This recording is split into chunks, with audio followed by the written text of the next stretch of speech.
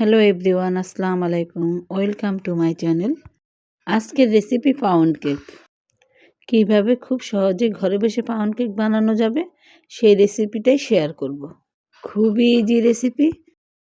প্রথমে শুকনো উপকরণ চেলে নেব। চালনিতে দিয়ে দিব 1 কাপ পরিমাণ ময়দা, দিয়ে দিব 2 টেবিল চামচ কর্নফ্লাওয়ার, 2 টেবিল চামচ গুঁড়া দুধ, বেকিং পাউডার দিয়ে দেব 1 চা চামচ।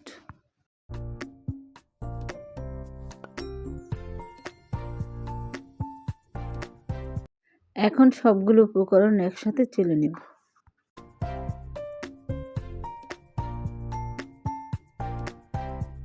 আমার সবগুলো উপকরণ একসাথে চালা হয়ে গেছে।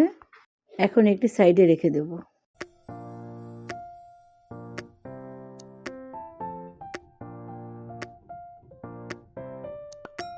এখন একটি মিক্সচার বলে নিয়ে নিব নরমালে রাখা 3টা ডিম, দিয়ে দিব 1/2 কাপ চিনি।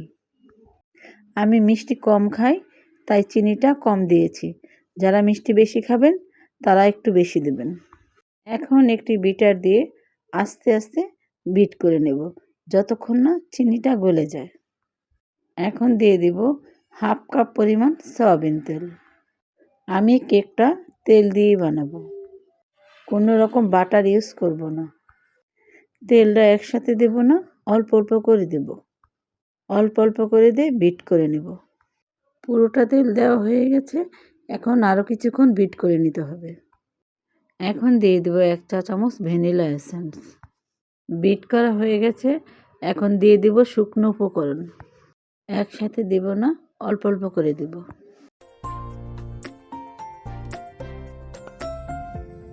সবগুলো উপকরণ দেওয়া হয়ে গেছে। এখন একটি প্যাচলা দিয়ে আস্তে আস্তে মিশিয়ে নেব যাতে করে কোনো লাম্পস বা দলা না থাকে। এখন একটি বেকিং মোল্ডে ব্যাটারটা ঢেলে দিতে হবে।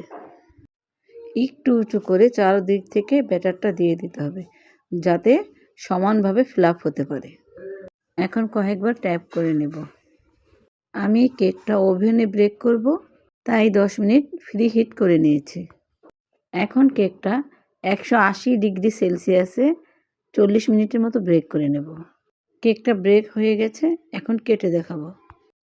রেসিপিটা ফলো করলে সবাই বানিয়ে নিতে পারবেন এমন সহজ রেসিপি পাউন্ড কেক। দেখুন কেমন পারফেক্ট, এমন সফট হয়েছে কেকটা।